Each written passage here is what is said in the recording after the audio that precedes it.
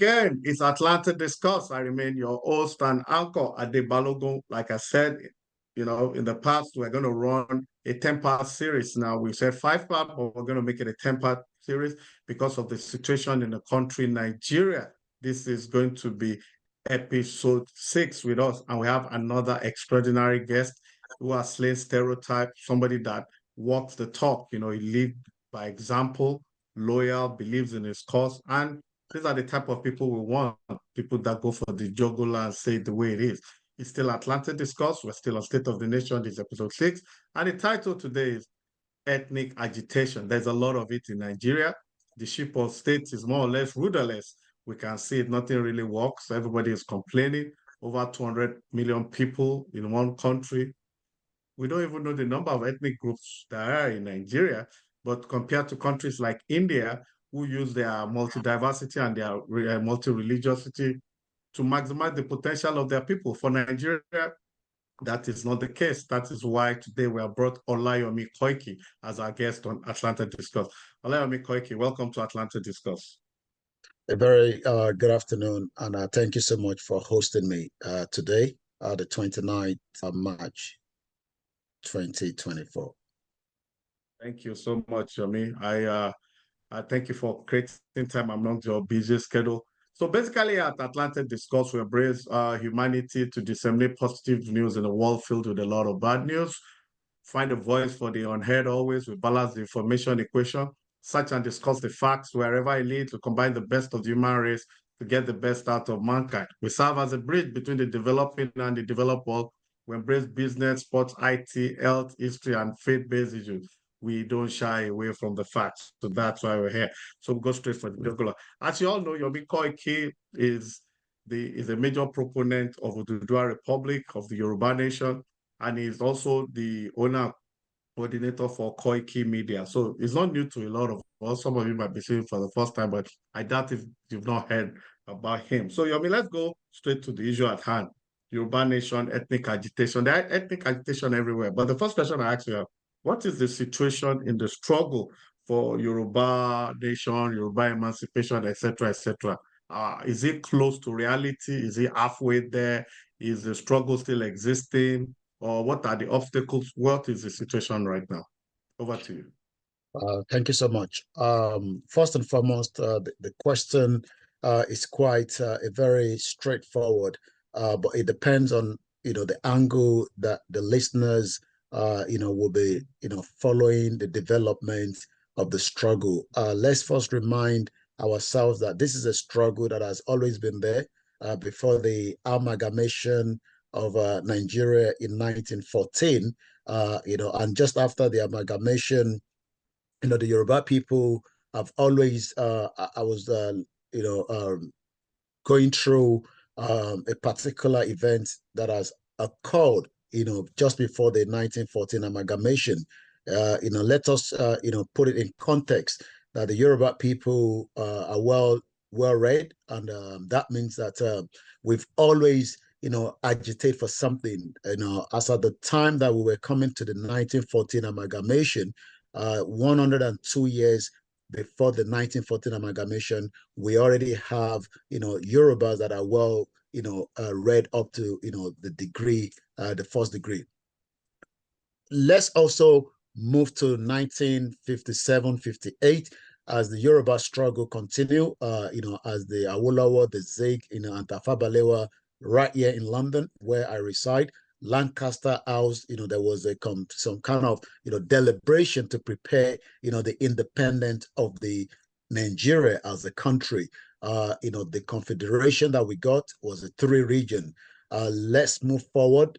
Things have always been that the quest for the right of the Yoruba people, to stand as an independent country, or as we were given the Western region, has always been there. Just as we were moving into, after the so much military coup, that took place in Nigeria, many thought that it was almost getting there when, the late Chief MK Abiola decided to contest, for, the President of the Federal Republic of Nigeria. We saw that again, the Yoruba people were not given that opportunity. let's take you back again, 2017, a particular set of Yoruba people, Comrade George Akinola by name, at Damasigba, stated clearly that it was just too late, for Nigeria to remain as one bloc. But because of so many of listening to some of our leaders, and the royal fathers, that literally means that, we were told to go for election in 1992, and that stopped, a kind of, a movement that should have allowed us to move out of Nigeria. Again, they were told that, just as election was coming in 2019, which I traveled to Nigeria, for the very first time to witness such an election. 2017 to 2019 was 2 years. Some of us never knew that people like, George Akinola have been agitating, or I use the word campaigning, for the peaceful dissolution of Yoruba people to move out of Nigeria. Then something propped up in 2019. And the reason why I'm just taking us through these, stages is for many of us to understand that it is not that we started these, but we were just, part of the vehicle that moved it to where some of the listeners and those that are probably going to be watching this for the very first time. So in 2019, as the COVID was kicked in, the leader of the Yoruba Self-Determination Campaign, Professor Adebanji Akintoye, and I hope that you would have the privilege to, to have an interview with him at some point as well. He then, with some groups of people, decided that it was just not working for the Yoruba people anymore within Nigeria. And that is how this movement, which I've been part of as well, kicked in. We were registered with the UNPO. The UNPO actually stands for the Unrepresented Nations and Peoples Organizations. We were the number 45th groups of people that have registered. That means that Scotland is part of those that have registered, and so many other countries around the world as well. Since 2019 to 2024, the campaign then was, we shouldn't be, going again for another election, as many Nigerians and many Yorubas believe that, we were part of those that wanted to stop the ambition of the current president, Bola Ahmed Tinubu, from becoming the president. Remember that I told you that the same thing we were told, when MK Abiola was contesting, eventually all that was annulled. Where are we today in terms of this movement means that those that we told that the election was not of the best interest, well, time will tell whether what we said then was right, because some of them are still in the belief that 10 months of this present administration, that literally means that, things will change. We do not agree with that. But where we are today is the movement is still much more alive. Many people thought that we were going to become, one of those agitation that will result into violence. We've never thought of that. We've never walked towards that, because the leader of this movement stated it clearly in a 33-page document that the Yoruba people will leave Nigeria without violence. And that is exactly what we've done. In the last 3 years, it has been one of the most peaceful movements that we've ever come across. And for those that might want to reference to that 33-page, because most people say we don't have, the template, and that template can be found on my website, www.koikimedia.com. And the headline, as you go into that website, stated, Yoruba Nation chooses the noble path to his noble goal, is a manual of the Yoruba self-determination struggle for the Yoruba self-determination advocate at home and in the diaspora. Like I said, this is the template that we've worked with. So today means that as much as a lot of people believe that the Nigeria of today might still work, we stand with the right of the Yoruba people, inalienable right to self-determination, just as the Scottish people were given access to a referendum in 2014 to get out of UK, but they actually said no. And I'll give you the reason why, because they were told by the Parliament in England that they would have the opportunity to remain inside the European Union. In 2016, guess what?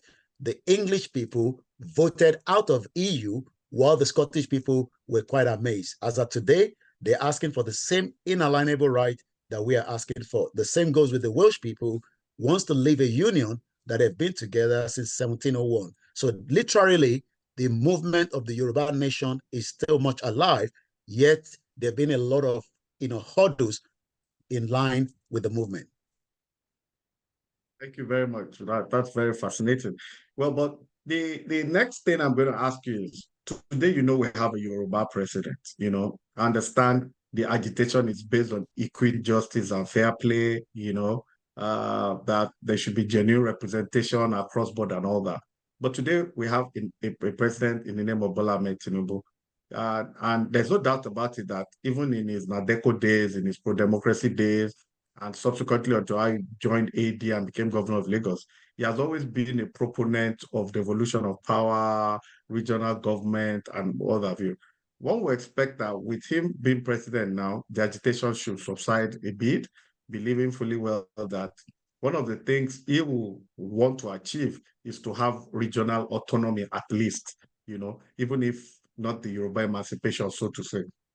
So question really is, should there still be agitation while you have a Yoruba man in power? Because in Nigeria, I mean, barring any unforeseen circumstances, might be there for 2 terms. So which is genuine representation for Yoruba having power, holding the levers of power. So why should there still be agitation? Very good question. And this has always been part of the real argument that we've had, especially with those that believe that we were trying to truncate, the ambition of President Bola Ahmed Tinubu. Even at some stage, a lot of individuals believe that, one of also the leader of the Yoruba self-determination, Dr. Chief Sunday Igwe, was working for Asiwaju Bola Ahmed Tinubu. And the question is, if he was working for Asiwaju Bola Tinubu, I'm sure he would not have been attacked at his residence on the 1st of July 2021, where we lost 2 individuals. Coming back to the question, whether a Yoruba president, let's state it clearly, President Bola Ahmed Tinubu is not a Yoruba president. He's actually a Nigerian president. And that is a notion that we must not mix together. Yes, he's a Yoruba man, but he's not representing Yoruba. He's representing, the 220 million Nigerians marched together for the British interest in 1914. He has 8 years, but he doesn't have 8 years as we speak right now. He only holds on to a 4-year mandate. Whether that mandate, leads him to the next one in 2027, when the next one will be coming up. By 2031, if he gets the next second mandate, that means that his tenure will be elapsing. The argument now is, should we, fold our hands and assume that, Asiwaju Tinubu, the president, will eventually grant, what you've just talked about, a regional government or a restructure of Nigeria? Let's take us back again to a bit of understanding. Jonathan said the same thing, the confab of 2014. Nobody knows where that is right now. It's currently, sitting somewhere, in Aso Rock where nobody's talking about it. And let's come to speed with the current state of things in Nigeria. It shows again that the marginalization that we complained when the former president Muhammadu Buhari was there, for making life very easy, for the Fulanis, a particular ethnic groups, that was not part of Nigeria in the first place, is what Bola Tinubu is playing. I do not buy where a Yoruba man has now become the president, as you said, yet, other regions have not been given the same benefit. What we are actually saying is that when the next president comes in, and these quote unquote, the Southeast will not be given the privilege. And I'm speaking from what the current APC chairman, former governor of Kano State, Ganduje State, sometime last week in Anambra, that if the Southeast want to be part of what will become, allowing them to become the president, they will have to align with the major political party, which is APC. Even though we saw the play out between, the PDP, where the Southeast was meant to be the rotation, but Atiku refused to accept and admit. And that is what led to Peter Obi, from after a visit to UK, pull out of PDP and become, what is now known as the Obedient Movement. So that shows that, if we are going to start calculating, the 8 years of Tinubu, then what next? Tinubu is the president. He has every right to be the president. I have stated this many times, just as is more perfect, in terms of, President Buhari, because Buhari, we couldn't find his qualification. He was hiding somewhere. Tinubu, a lot of accusations have come on him. And I have stated clearly that it does not matter whether, Tinubu is qualified or not. The question is, whatever policies that Tinubu put in place would eventually be pulled down by the next president. The next president is going to the north because it's not going to the southeast. That is the idea, that is the current state of what Tinubu has put in place. Tinubu was almost going to be kicked out, because there was a double game that was played, by Buhari. He knew that Tinubu was meant to be the next president according to their, political party system. But he decided to flaunt in Ahmed Lawan, the vice president, Yemi Osinbajo, and so many instances that led to where Tinubu became the president, but there was not a real intention for the North. The reason why there was a lot of pressure was because we were already campaigning, that we wanted a total exit. So that Tinubu took an advantage of that and told the North that the Yorubas that are trying to pull out right now is a big, threat. And like I said, many people might not know this, but that is what led to Tinubu becoming the president, part of our campaign. So for us to now sit back because Tinubu is the president, well, let me quickly give you what, the leader of the Yoruba Self-Determination, Professor Adebanjo Akintoye, wrote in February. Yes, Nigeria was a very beautiful country in 1960, and the headline is Nigeria needs the courage to dissolve peacefully. Is either we dissolve through the route of Yugoslavia, where there was a bloodbath, and eventually Slobodan Milosevic refused to accept that Yugoslavia was coming to an end, or we go through the Soviet Union, which was a peaceful dissolution by Gorbachev. So Tinubu has what it takes right now. Well, some say he will restructure the country, but the constitution itself is one of the biggest reasons why many things have not gone right in Nigeria. And until that constitution itself is pulled down, it will be very difficult for this administration to govern Nigeria, where Nigeria will become what many expect it to be. But like I said, campaigning for this self-determination has nothing to do with the ambition of President Bola Tinubu. While he was on exile, he lives there in UK as part of the NADECO member, you said. He also said, and there's an article there, that I do not believe that Nigeria should be I do not believe in Nigeria. But things have changed. Whether people that are saying that, should we change what we are saying to believe in Nigeria? Are we believing in Nigeria for the 8 years or 4-year tenure of this government? Then we come back out after Tinubu has left. That is not what it is. Self-determination is an inalienable, is a right under the United Nations article.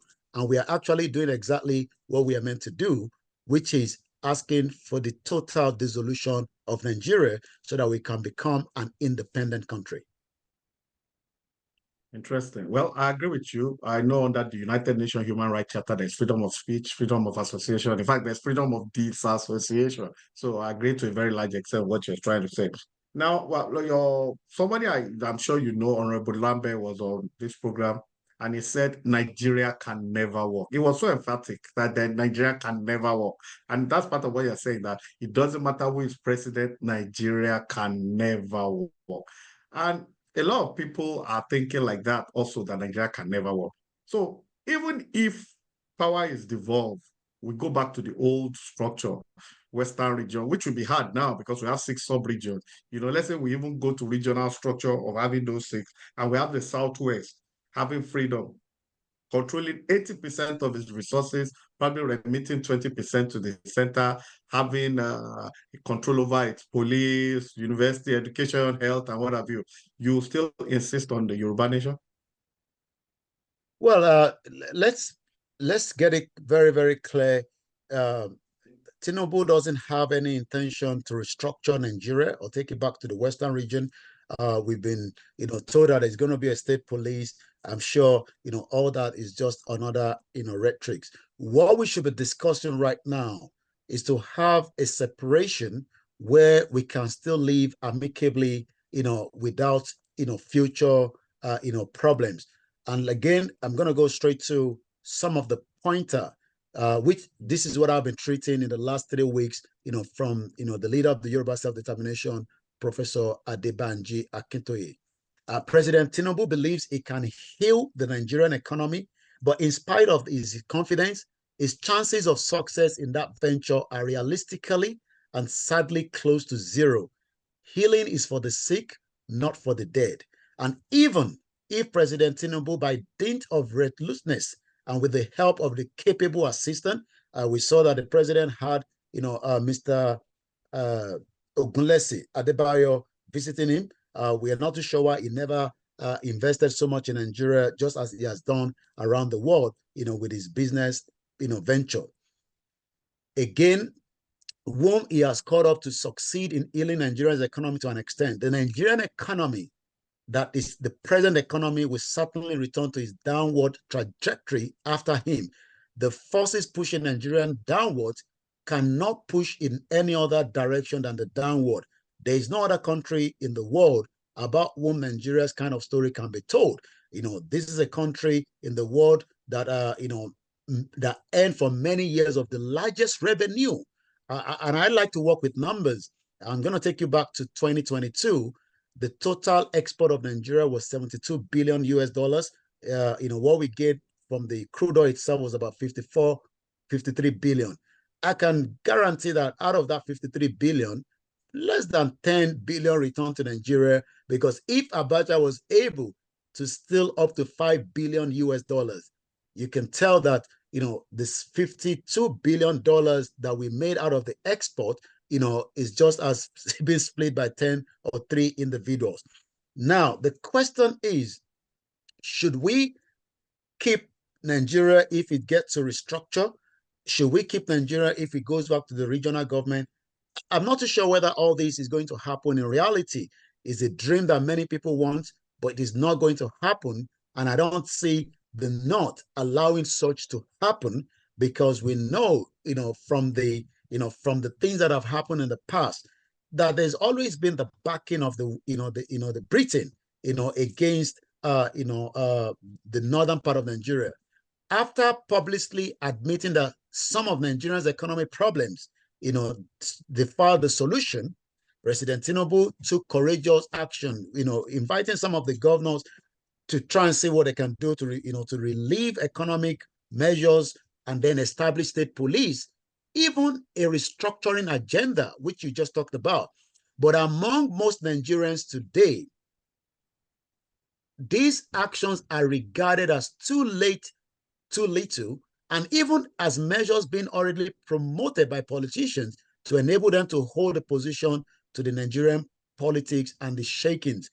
If we break away today, it does not mean war. It does not mean, we will not have cordial relationship with the North. Breakup is not, the end of the world. It is just that it allows, nations that are pulling out to do very well. But it is all subject to whether this will be done peacefully or it will be done the other way around. But like I said, a restructure Nigeria is just too late today. Yeah, so I have two quick questions for you. The first one is, we have Yorubas in Benin Republic, right? So are those Yorubas, the Kobe, Sabe, Ketu, and all those people, are they going to be part of this new Yoruba nation? Are you in consultation with them? Have they agreed to join the Oduduwa Republic if it so happens? Well, thanks so much. We know that Benin Republic is an independent country. The reason why all this has happened is that, a lot of the borders, have been taken away after the Berlin Conference. So as much as, we look at Benin as the extension of the Yoruba people, just like Niger is an extension to the northern part of Nigeria today.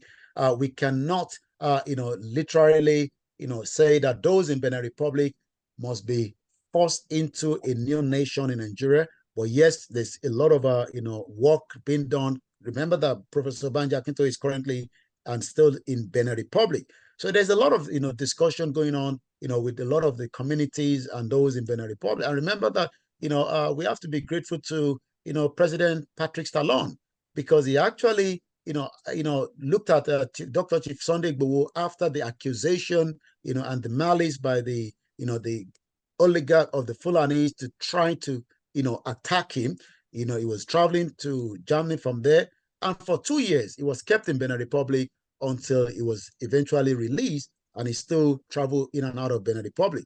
So Benin is a very, very good strategic for the Yorubas, but because history of so many things that have been changed, by the Europeans, literally mean that, they've been carved out of who we are.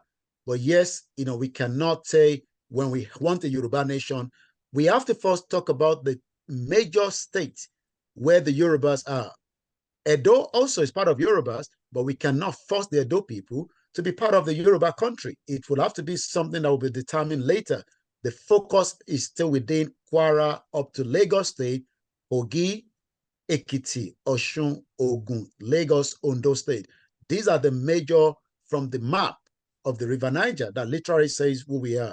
But talking about Benin Republic will be something that will have to be decided in the future when the Benin becomes, Yoruba Nation member or not. But for now, our focus point is those major states that have been carved out into what is known as Nigeria today.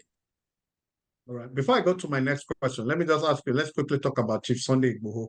Now, is in Benin Republic, where there were cases against him in court, had all those cases been expunged now? There's no accusation, there's no case in court, there's nothing against him anymore.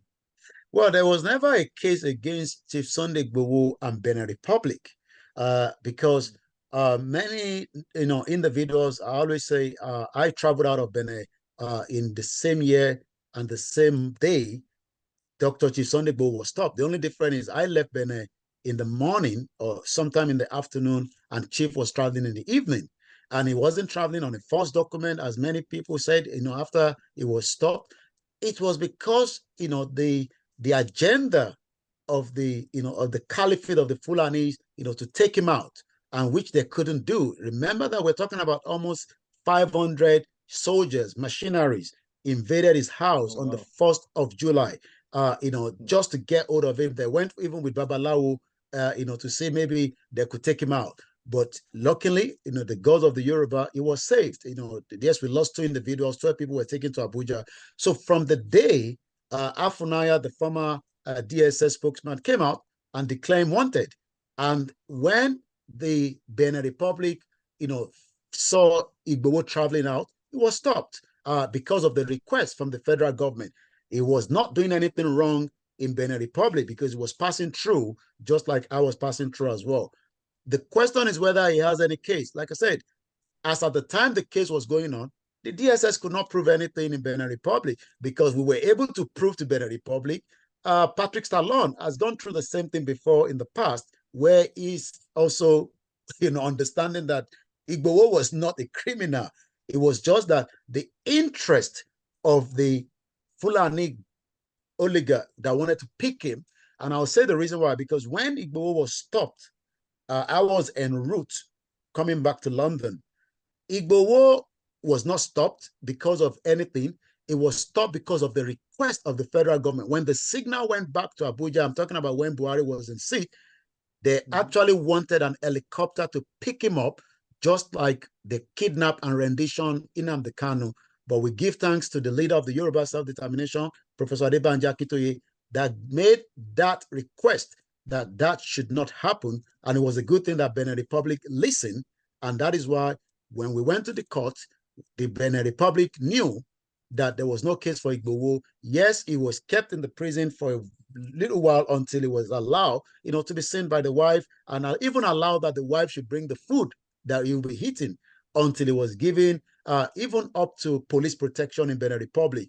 And just as the mother died on the 23rd of July last year, he finally regained his full freedom that it now enabled him to travel to Germany, where he's currently with the family. So if anyone is listening today, Igbo does not have any court case or anything to do with Benin Republic. It was a request from the federal government. Remember that we won the federal government in Ibadan. They're still meant to pay Igbo 20 billion, but due to inflation, I think that money will have to be increased. The damage is property.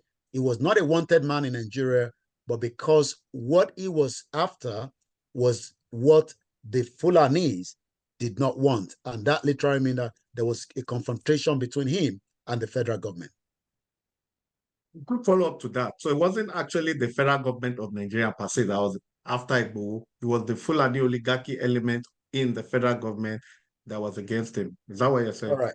Let me tell you, I'm sure you must have read that Buhari's signature was forged, as they were removing $6 million that was meant for Yes, I read that. Yes, Most appalling. read that. So that shows that as much as a lot of us were saying Buhari, a lot of things were happening that they were controlling.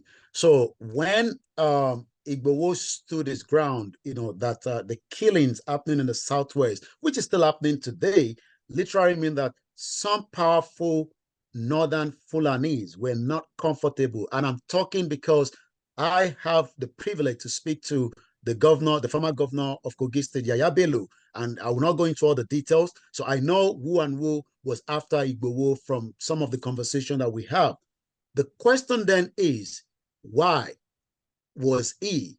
It's because he was one of those that stood out of many Yoruba people to fight, against the injustice on so many innocent Yoruba people. And again, we've never, said to those Fulanis that have lived with us, for some time to move out, because I remember when Yaya Bello spoke to us, they were concerned about bringing food to the Southwest, and they wanted, us to speak out that, those bringing the food were not those that we were after. But the whole, attack on Igbo's house was to stop him, from speaking out. And remember that attack happened 72 hours as we were taking the mega rally to Lagos State. Oh, interesting. So now another quick follow-up to that is, why will the governor of Oyo State, who is clearly Yoruba, Ibadan is the largest city in West Africa, Ibadan is the headquarters of the southwestern state. So why will the governor of Oyo State, for example, allow something like that to happen in their backyard? Well, a lot of things happen in Nigeria, and I'm sure many of us are not new to it. There was a bomb attack on the 16th of January this year in Ibadan, in Bodija. We lost 3 individuals. One of those, one of our mothers, that the son traveled to Ghana, but ended up going to Nigeria, even though it was not meant to be in Nigeria, for a quick visit. The young man died in Ibadan, in Bodija. Why am I reflecting back to that? When the governor came out, he actually told us something different. So in terms of the attack on Igbo's house, whether Seyi Makinde was aware of it or not is not the question. Many things goes on in Nigeria that the state governors are not even aware of. I don't have, clear evidence whether Seyi Makinde is behind or also knows about this attack. But what I can categorically say is that he never spoke out against that attack. Well, you just said now that it was 72 hours to the rally in Lagos. So could it be that the Lagos forces too did not want that rally and they moved? It might not just be a Fulani element. I'm just asking, I don't know. Oh, yes. Well, I mean, yes. I mean, the whole thing is quite interesting, because this also shows when people say that Igwe was working with the APC. The question then is, if we're working with the APC, why would they want to attack us, into that rally? Remember that in January 2021, when I was in Nigeria as well, Igwe already gave a 7 days ultimatum to Iskilu and the rest of them that were disturbing, Igogon area. So the insecurity issues that, Igbo fought for was already biting back. And like I said, it's a discussion for another day, not for the public consumption here. But I can categorically say that from what we heard with evidence that Igbo was meant to be taken out because it was a stumbling block for the oligarch or the Fulanis. Interesting. All right, so let's go back to something you said in the first question I asked you about when I said we have a Yoruba president now and all that. You mentioned the fact that Igbos are not being allowed to rule, that there's really no equity, justice, and fair play in the land. Amongst all the ethnic nationalities, it does look like the Fulani do have an edge. And yeah, so my observation is that I mean, the Igbos, apart from Zik, who was indeed ceremonial, have not truly been allowed to rule, So the Igbos have asked to leave Nigeria. They have been asking. Nigeria has fought a war, the Biafra War, from 1967 to I think 1970. You say UK fought the war on behalf of Nigeria. Oh, well, there was a war, Biafra War, we call it 67, about two years plus, not up to 3 years. Now, at point in time, the Eurobus clearly, I mean, from all indication, we can't deny that, took side with a unified Nigeria. They were against that segregational ploy by the Igbo. They wanted it. Yorubas didn't support it. Of course, everybody knows where the Hausa Fulani stood. So in that case, based on 3 regions, or let's say 4 regions, I can't remember if that was Midwestern, but assuming we had 3 regions. So it was the Southwest and the North against what we knew as Biafra, Southeast, as we call it then. Now, Igbos, even into the early 80s, have never really hidden it, even though after the war was said, no victor, no vanquish. It is clear, without any iota of doubt, that they have not truly been, integrated for so many reasons. I'm sure a lot of this boils down to mistrust, especially on the part of the Hausa Fulani, that the Igbos, they are, maybe some call it nepotistic, some say they're tribalist, that if you put an Igbo as MD of somewhere, but it will be Igbo, all that, by the way. Now, my question really is this. Igbos have always fought, even till as we speak, Igbos are clamoring for self-determination, their own country and all that. Now, it does look like every time the Igbos make an effort to do that, the Hausa Fulani come to the Yorubas, to thwart or to abort or to stop the Igbos from succeeding, getting what they want. Now the Yorubas want it. Clearly, the Igbos want it. Now, don't you think that it should be a walk in the park if there's some synergy between the two? If you understand what I'm trying to say. I've read enough from the North Central, what you call the Middle Belt, to that they're also agitating. That's why the topic for this discussion is ethnic agitation. I know that in most northern states, especially Kaduna, some part of Gombe, Borno, Adamawa, there are a lot of Christians there. They're also agitating, that they don't have enough this or that, recognition, equity, justice, and fair play, and all that. Because a lot of these northern states also have very high Christian representation that we're not really aware of. So my question really is this. Now the Yorubas want it. What if the Igbos or the South people to work or align with the North to thwart the Yoruba ploy? Or should there be synergy, or is there a synergy going on right now that we're not aware of? Well, the question is, there's always a suspicious among all these ethnic, individuals and groups, in that confinement called Nigeria. So we've been very, very skeptical. You're quite right. Confinement. Confinement, the football ground. It seems that the trust is not there. But like I always say, yes, we cannot forget the history of what has happened in the past, but we must also move on, especially with the new generation that we have today. Some even believe that from the Southeast, that we shouldn't be trusting the Yorubas, just like the Yorubas still doesn't trust, the Southeast as well. And the reason for that, again, is because of the past. Where we are today is 2 out of the 3 major ethnic groups are ready to go. Quote and unquote, not every one of them, because we got to be honest, at least we have, still numbers of those that believe in Nigeria from the Southeast. They thought they could get Peter Obi in and then probably use that to become the president, while the Yorubas also voted. But the percentage of those are very, very small, but we can't rule them out as well. In terms of the synergy, yes, the Yorubas leader have always had a good relationship with the Biafrans, and that relationship is still there. And like I always say, we might not be happy for those that are not happy with it, because a lot of Yorubas are not comfortable with that kind of, arrangement, because they're very skeptical that we cannot trust them. Well, if we're asking for things that will allow us to move out of Nigeria easy, they are not going to govern us. They're not going to write our constitution. They are not going to be, ones running our affairs. So why are we skeptical?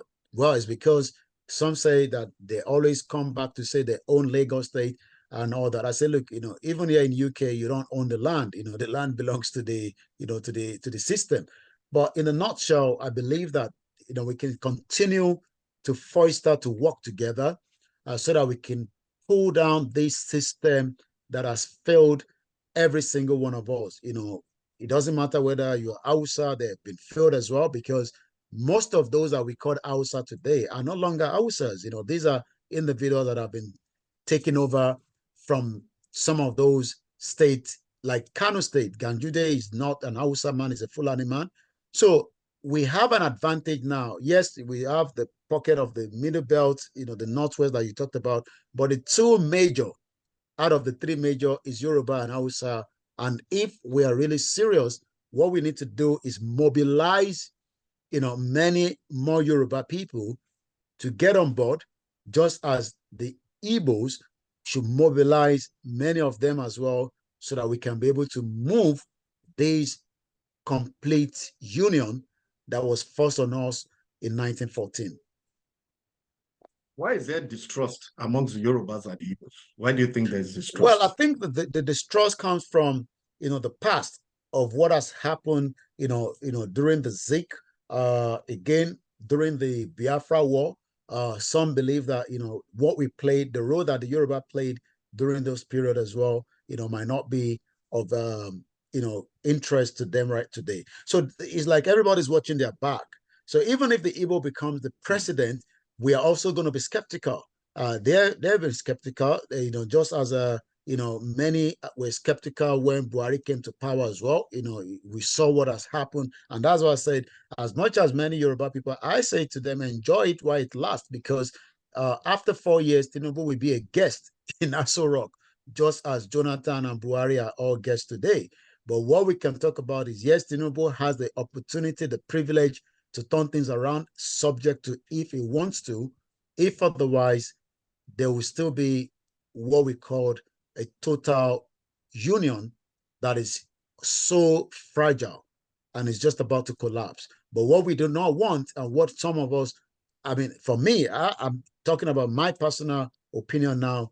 I believe that, we have to fight our way out, but something that fighting is not the issue. We can do it in a diplomatic way. We can do it to convince our people that the better future is not in Nigeria. But again, we know what it takes when you go through diplomatic routes.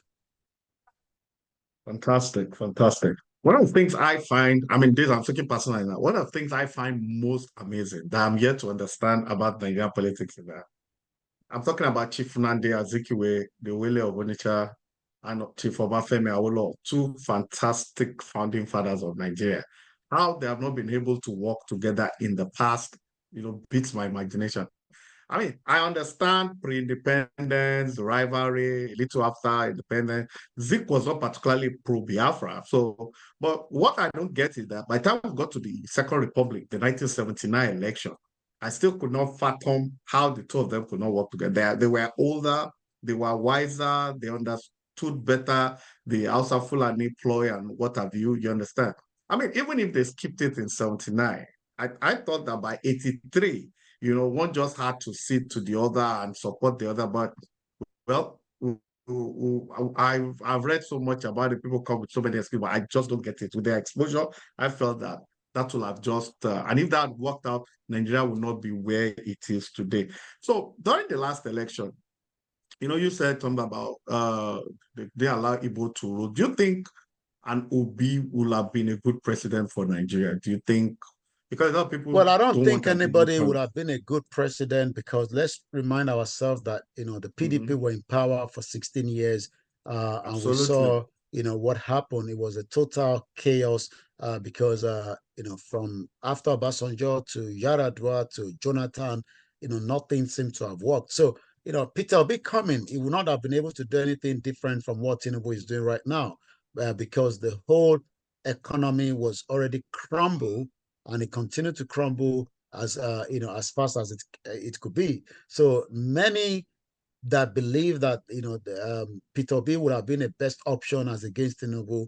Like I said, the three of them were never a best option. The best option is for us to come back on the drawing table and discuss, how we can peacefully, disintegrate this union that was forced on us in 1914. Like I said, there's nothing wrong, but it seems that everybody just wants to use Nigeria as a cash cow, take as much as you can. And then eventually, EFCC runs after them. After the war, they go quiet. Nobody hears anything. When Tinubu finish, EFCC will go after one or two, three people from Tinubu's camp, probably maybe the CBN governor Cardoso, I don't know, because he's actually, doing the same thing Emefiele is doing with the dollar right now. So again, the pressure is too much, but it seems that the Yoruba people at home and abroad in diaspora are still having this notion, using God that the country will transform. The end of Nigeria has come, and we have to tell ourselves the truth and nothing else but the truth. I don't have anything against the other ethnic, but what I have is an identity theft that was taken away from us. I have visited the slave museum, the Church of England right here in UK. We're asked to pay £1 billion. They've only come up with 100 million after a 2 years investigation. Now confirmed that Church of England was also part of a investment in the slave trade. So what we have gone through is just too much as people, and it is time that we rectify our true identity. Our true identity, is Omoluabi, ethos.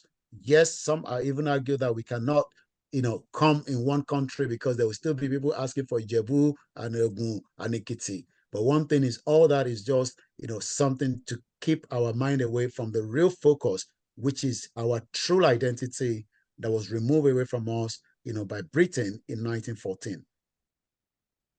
So based on all you have said, it's like in Nigeria, it doesn't matter who the president is. Whoever is the president doesn't really have real power. The levers of authority is still with the military, which is controlled by the Hausa Fulani. So there's really no point if you put an Igbo man there. So technically speaking, Tinubu won't even succeed. You only try because the powers that be still control everything.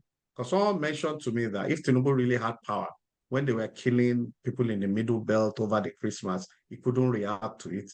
And in anything that has to do with Fulani insurgency, he doesn't do anything. And I, to a very large extent, I agree because the reaction to the Fulani people has been a little bit on the downside. Do you agree with that?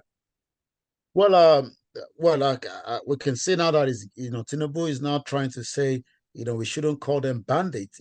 These are terrorists.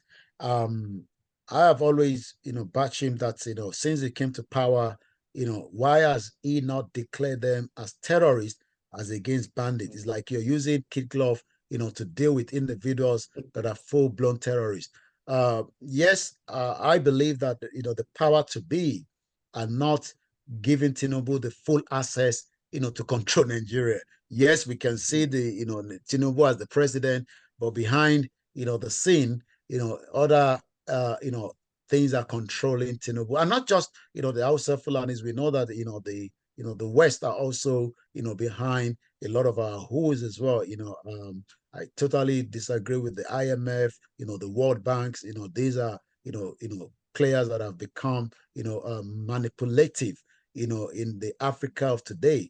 And I hope that the new president of Senegal, will be able to fight this back, because, France, dipping into, a country like that, for a very long time, 17.5 million. They're not up to the population of Lagos State.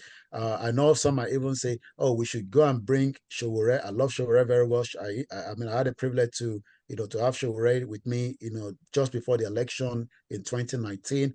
I went back to Nigeria, to witness, their national convention in Lagos. But the question is, it is far beyond that. I don't take the numbers of the Yorubas in Brazil, because I don't see why we should be talking about them when we have the 40 million that is more than enough to start a country in Nigeria today. And we can then bring those ones back, when they're ready to. What we should be discussing today is the future of the Yoruba, where we can have a strong economy. Like Abu Dhabi is talking about 1.5 trillion, hedge fund into a country like that.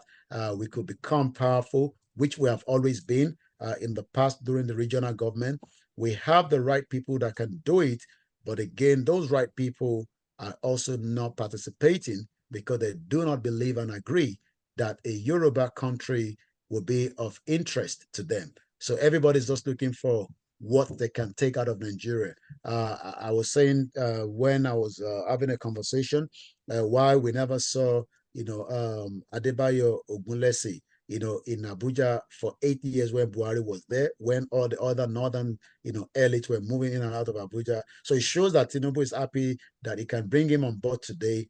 But what we should be asking ourselves is why he never invested so much in Nigeria for a very long time. We don't have any problems, with anyone, but we have problem that our identity has been taken away from us. All right. So you said a referendum is the way forward. A peaceful referendum, free and fair election to determine the future. Let the people, like they say in Latin, vox populi vox Dei, let the voice of people, voice of God. Like we saw in Senegal, free and fair election. I've always said it, Nigeria's election in the past used to be free, but never fair. Now they're not even free and fair. So, I mean, if this option of referendum does not come about, or better put, let me rephrase it, what is the timeline to achieving the Yoruba nation? You have a timeline, because A I very don't good see a question. referendum happening. I really don't see it happening. Well, first and And foremost, I don't even see the Yorubas leaving Nigeria. That's my personal opinion. I don't see it. well, I'm not saying it's impossible, but with the way the Nigerian trajectory, the way it is with the Yoruba president and all that, I don't see it happening. So what's the timeline? What's the plan? Quickly, the if time, you look at a country called East Timor, sorry to interject you, yeah, there's a country called East Timor. I'm sure you've heard of East Timor that came out of yeah, they got Indonesia. their independence Yeah, in there was 2002. After fantastic. They 30 had years a of plan. after 30 years of Yeah, war. there are other references like that. They had a was it a plebiscite or But do referendum you know similar? that when you Hmm. talk about East Timor, which is my argument when people say we have to allow Tinubu to get up to the second stage before he decide, what to do with Nigeria. It took less than 650 days for the president of East Timor to give, Indonesia, after, the military, came out of power. It was a civilian president, and eventually he allowed a referendum, that gave room for East Timor. East Timor fought, for 30 years, over 800,000 people died according to the United Nations. But today, while Buhari was in power, 28,000 Yoruba people died. That is not up to the population of those that died during the Irish War with Britain for 30 years as well. So you can see that, even when people say we're scared of going into a confrontation, we've always been, massacred and killed. The question is, would Tinubu allow a peaceful dissolution? The timing will determine on we, the campaigners, to push right now, because my concern is, if Tinubu leaves power, it will be even more difficult with the next president that will be coming on board. And I'm going to take the last line of, the message of Nigeria needs now the courage to dissolve peacefully by the leader of the Yoruba Self-Determination, Professor Adebanji Akintoye. I will end here with this little story. In one Yoruba self-determination youth meeting recently, a boy stood up and said, of course, we can defend our land. Of course, we shall defend our land and soon chase away the Fulani away. But our most important need is to separate out our nation from the destructive country called Nigeria. If President Bola Tinubu helps us to get peacefully out of Nigeria, we will erect a statue of him in our city in Ibadan, Lagos, as a statement of our gratitude to him forever. If our other politicians and other eminent citizens will also help us, we shall show gratitude to them in the countless way. What we have witnessed and seen that in the last 3 years, going to 4 years, there's become more interest from the royal fathers as also, but they're not going to speak out and tell us, in terms of in the public arena. The timing cannot be put in there because the 1999 Constitution does not give a clear referendum. And I'm speaking now from the latest interview from, one of the lawyers, senior advocate of Nigeria that I listened to on one of the mainstream media in Nigeria, Mr. Olalekan, that stated clearly that, look, you cannot keep people that doesn't want to stay together. So what you can do is probably allow a constitution that would allow them to decide. Maybe we might even get some that might say, no, we still want to remain in Nigeria. But the politicians are very smart. They know that if you go through that route, there will definitely be many that want to pull out. So timing is not something that we can say when the Yoruba nation is going to come. In reality, we hope that it will come as quickly as we want. But everybody knows that Nigeria is sitting on a keg of time bomb. The final question to you is this. The Igbos have been trying for a very long time. Like I made clear earlier, they have even fought a 30-month civil war trying to get, an independent country called Biafra. Now, I'm sure even if that happens in the future, the Biafra of that time will not be the same thing, Now it looks like those 5 states of the Southeast are their own. You understand? The South too they've already carved a niche for themselves. But the argument there is this, which is my question, that if the Igbos have fought a war to get this emancipation and they did not get it, they are making noise about, even as we speak, they have Nnamdi Kanu in prison, all sorts of things happen. Igbo has been president, the closest they have is Igwe ceremonial, and that was way back in the 60s. They've never had anybody that levers of power, and they are still agitating. And they've even made more conscious effort than some ethnic nationalities that are even liberated or emancipated today. Now, what makes you think the Yoruba nation that is clamoring for an Oduduwa Republic will get it? First and foremost, I'm sure because you didn't reference to that, and it is important that we have to, because every country today, from records we know, have gone through the same thing that they are currently doing. And I'm talking about the Biafra. The Biafra is a government in exile under a leadership of Simon Ekpa, and that literally means that what you are saying is quite different from the 1960s. This generation, in 1960, there was less communication, there was less support. The world is changing very fast. If anything happened in Nigeria today, even the United Nations Security Council will be so much divided on Nigeria. So in terms of whether things is going to happen or not, there's a lot of things that might happen in Nigeria that might not be as what it used to be, during that period that you're talking about, in terms of why the Biafra wanted to go and they didn't go. This time around is a different thing entirely. And like I said, the whole country called Nigeria can go exploded because there is so much tension. And I'm not talking about just as those campaigners, asking for their right to Yoruba Nation or Biafra. In Plateau State last year, December, we saw the massacre. So there's a lot of genocide going on, gradually in almost every part of Nigeria. And the whole agenda is because there's a particular ethnic group known as the Fulanis that are moving in, and they are not joking about it.